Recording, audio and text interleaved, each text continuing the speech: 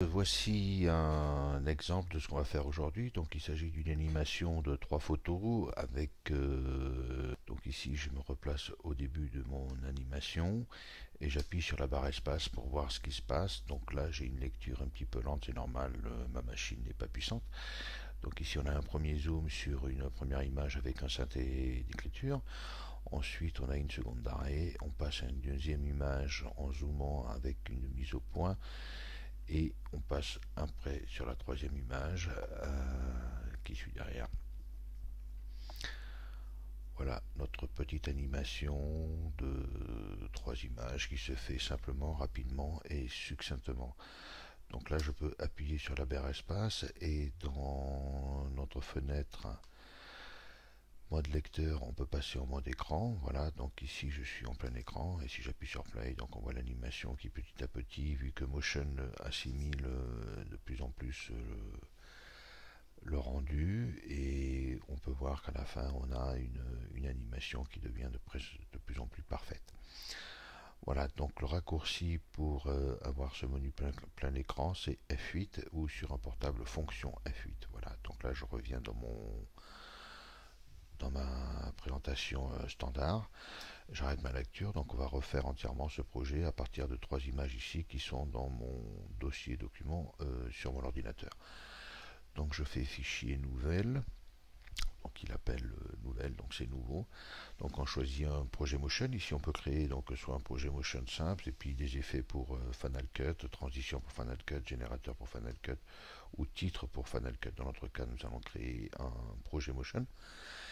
Donc ici on se met en HD, on choisit une résolution de 25 images par seconde et on fait ouvrir. Donc notre projet s'ouvre. Ici au départ donc on a notre fenêtre de navigateur, bibliothèque et inspecteur. Donc la bibliothèque c'est tous les effets internes à Motion. Le navigateur nous permet de naviguer dans notre disque dur. L'inspecteur concernant tout ce qui comporte les effets, les comportements, les filtres ou les objets des différents médias que nous aurons ici dans notre onglet couche. Ici on a l'onglet média qui nous permet de voir ce qui est comme média dans notre projet, et ici l'onglet audio. Donc on revient au mode couche et au départ on a deux calques qui sont créés automatiquement, le calque projet et un calque groupe. Ici on a le canevas qui nous permet de visualiser avec les outils de lecture, play, mode record, image par image au début à la fin. Et ici on a notre timeline qui se représente avec les mêmes onglets au départ. Donc pour ouvrir ou fermer une fenêtre, parce que si on n'a pas assez de place pour notre petit écran, donc on appuie sur F5 pour les couches et F6 pour la timeline. Voilà, donc on peut en appuyer et remettre en place les différentes fenêtres de notre composition. Et la touche F7 qui permet, elle, d'ouvrir ici une petite fenêtre volante qui s'appelle le dashboard.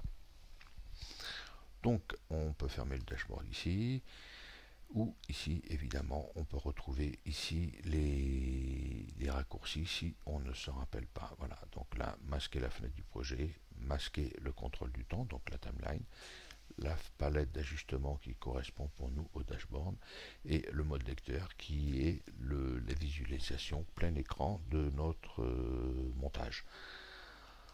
Voilà pour la présentation de Motion.